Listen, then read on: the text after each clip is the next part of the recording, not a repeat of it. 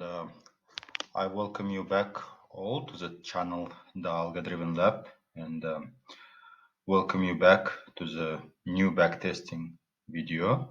And in this video, I'm gonna to backtest for you and for those who are interested in trading and the investment fields, the new kind of battle. And this battle is related to backtesting two crossover strategies, unlike the previous video where you can check up the last three videos where I backtested a particular trading strategy relative to passive buy and hold strategy of S&P 500.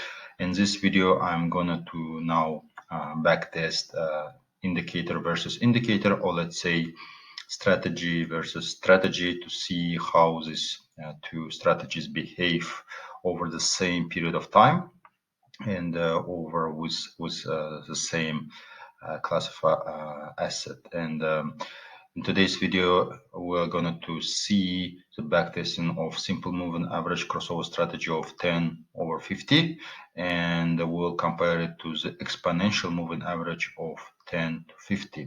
So it is very like apple to apple comparison, so I'd say. And in this screen, immediately I'm going to share with you the results, and so that you'll see exactly the key findings first visually, then we'll go to the numeric findings and some results, which is also kind of interesting, especially in this area. And then we'll see who won, which strategy won, actually giving the same time period or backtesting over the 10 years and with the same asset to make it this strategy comparable to each other. Okay, so as you can see, just to wrap up quickly, first, so here the blue line is the gold. We are backtesting the gold, by the way, for this strategy, and here for simple moving average of 10/50 is the blue line. So you can see that our starting point actually is 2016. Yes, and so that you'll see our strategy. And we'll compare it to exponential moving average of 10/50. 10 is a fast line of exponential moving average, and the 50 is a slow one, by the way. And a very simple strategy: when 10 crosses up the 50, we will buy. When 10 crosses down 50, we'll sell. That's it. Very simple strategy. But behind the simplicity, let's see which strategy behaved how and when and to what extent, right? So as you can see, there is almost one-to-one correlation, meaning that the strategies behave in the similar, almost in the similar way. But let's consider that, for example, in the early 5 years, the exponential moving average seems to show the lower or worse results compared to simple moving average, but the things changed, let's say, from 2024, and now there is of course the reverse pattern happened over the rest of the 5 years, let's say. Okay, of the 3 years, of the last 2 to 3 years.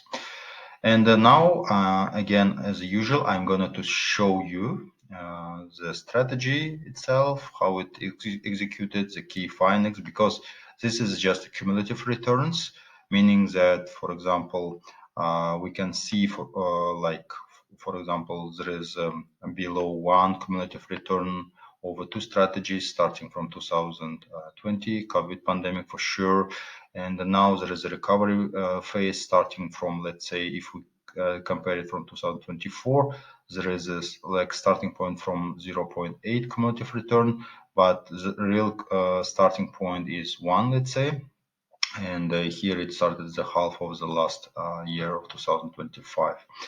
Okay, so as you can see that there is a significant gap. So you might say that visually simple moving average behaved better, so it is below 1 relative to exponential moving average, but the results will be quite different and interesting. So stay up with me, stay tuned till the end of this video, and we will explore how and why. Okay. Let's start, and as usual I'll begin through the code itself. So basically just let me zoom in back, because there is no possibility to show properly the graph for all of you. Now we are 100, yes.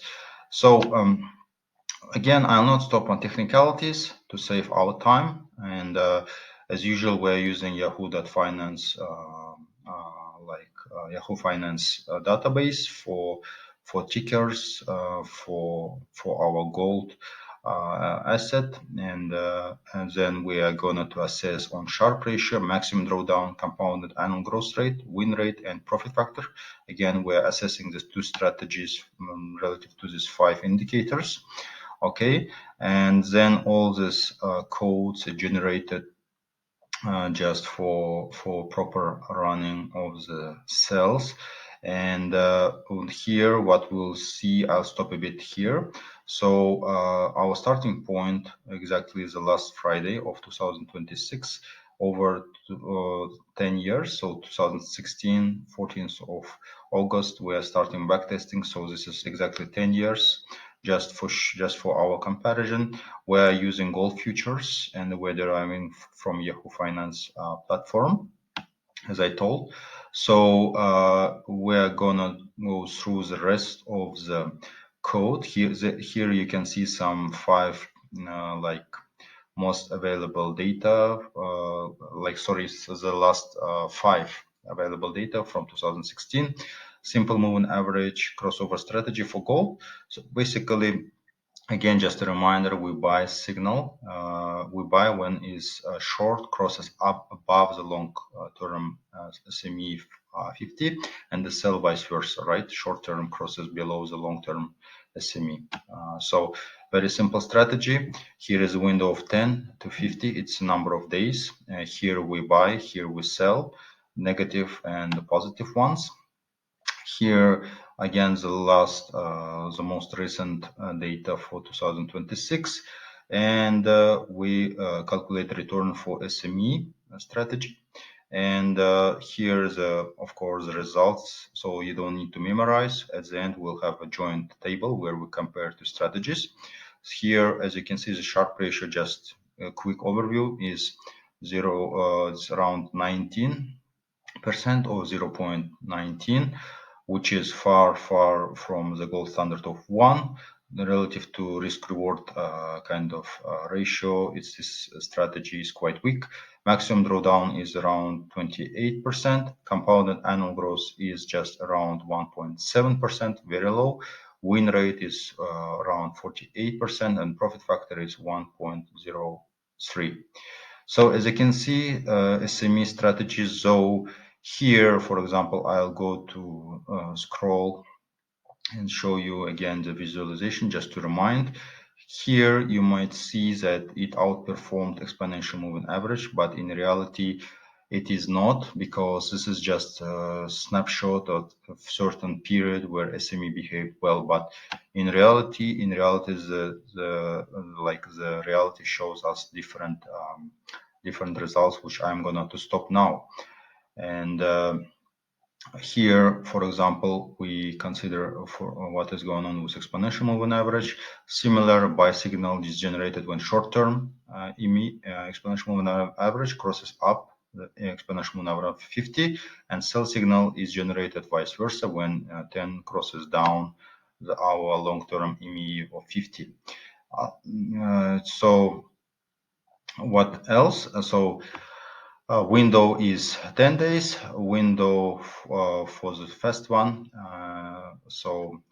and window for the long one is 50 days.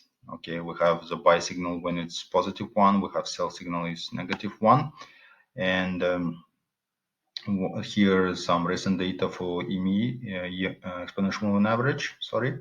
And now here we calculate returns and equity curve for exponential moving average. Here some of the most recent available data.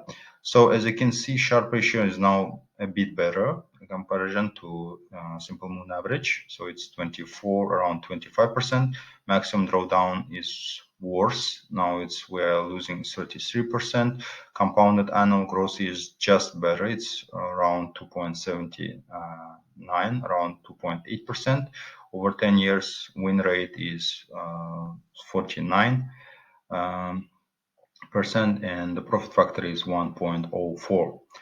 Okay, so we will proceed. Now we'll just compare performance metrics. Again, as you can see, the most, let's say, reverse pattern over the exponential moving average where it's gained momentum happened here. And after 2024, at the beginning of the year, the reverse pattern happened over time. Okay, here we'll stop on the key metrics and just will probably wrap up here. So to show you the results, let's compare now in one table. Gold backtesting for SMA 10/50 strategy versus gold exponential moving average of 10/50 strategy. So clearly Sharpe ratio is better. Not really much better, but better for exponential moving average, though two strategies are below the threshold of 1. The gold standard, let's say, maximum drawdown, and now here for simple moving average, the maximum drawdown is better, around 5% at one period of time. If we use the strategy, we are losing this amount of fund or money. Here we lose a bit more. Compounded annual growth rate, exponential moving average is a winner here. In terms of win rate, now because of compounded annual growth rate and Sharpe ratio, exponential moving average leads here. And the profit factor is slightly better for exponential moving average over simple moving average of 10/50 strategy.